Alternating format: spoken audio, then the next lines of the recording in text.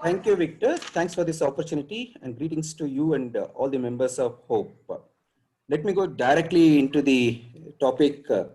As our friends were sharing, as well as Dr. Shanta Sinha was mentioning, these systems are a necessity, but how they are functioning is the biggest question.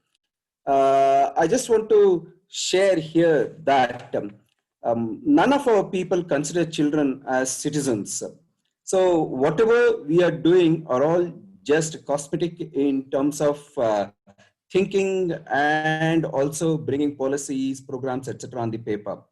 My one big work that is going on through Child Rights Trust is to make the people at the bottommost level, at the service providing level, to consider children as citizens with rights, as we see in the Constitution, Article number 5. Let me talk about this whole issue of having village level child protection committees. As per the amendment done to our Panchayat Raj Act, which is now called as Gram Swaraj and Panchayat Raj Act 2015, local structures are formed on paper. In Karnataka, conducting child rights Grama Sabhas are compulsory since 2006. Because of our field practical work as well as an action research, we could recommend to the government way back in 2006 to conduct child rights Grama Sabhas, where people come together and children come together, talk about the problems they are facing and the issues that they are facing and solutions to be sought. The structure is in such a manner that the Gram Panchayat have to report to the district, that is Jilla Panchayat, and put it in the next action plan. We are happy to share with you that since 2015, conducting Child Rights Gram Sabha is part of the Gram Swaraj and Panchayat Raj Act, and it is slowly becoming very much institutionalized. The recent ICPS and JJ Act directions, where it talks about district child protection committee, block child protection committees, and forming village level child protection committees, are fantastic to see. And the district and block level, that is taluka level structures are made as far as we know, and in some places like in Bengaluru we are attending meetings. But coming to the village level child protection committees, it is not yet taken off. It is just on the paper. Probably it sounds good, but the people who are there in the committee, wherein the Anganwadi supervisors, teachers, ANM, etc. are there, but many a times they may not be knowing that they are members of such committees. Even the elected representatives at the bottommost level, the Gram Panchayat level. Sorry, Vasu, we will have to leave. Who's that? I don't know. Okay. These people, they don't know whether they are members of these committees. The fact is that they are not trained. They are not given papers. They are not given protocols. They are not given the authority to call for meetings and to inquire about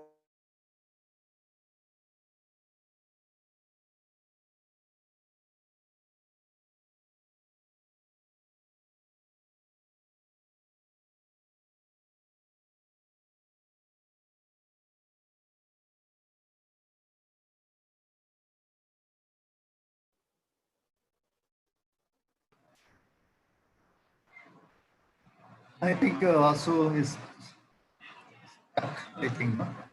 Have we lost him here? Okay.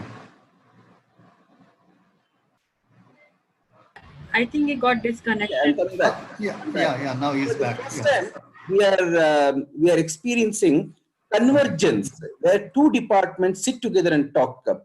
Whenever we talk about children and child rights issues, we don't see departments coming together. Each department functioning in watertight compartments. I'm very happy for Shanta Sinha when she said, let there be any number of committees at the panchayat level, at the village level, at least one committee functions. But in Karnataka, what they have done, we had several committees. For example, Prevention of Child Marriages Committee, Committee to look at child labor issues, Committee on prevention of trafficking. But today, all these committees are amalgamated and made into village level child protection committee.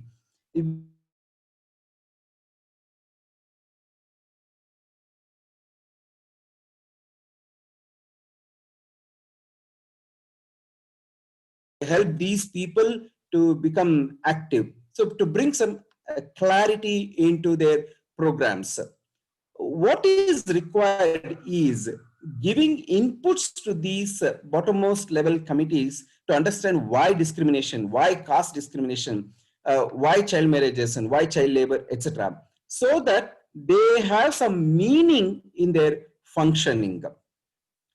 In Karnataka, we had developed a child tracking system to be applied.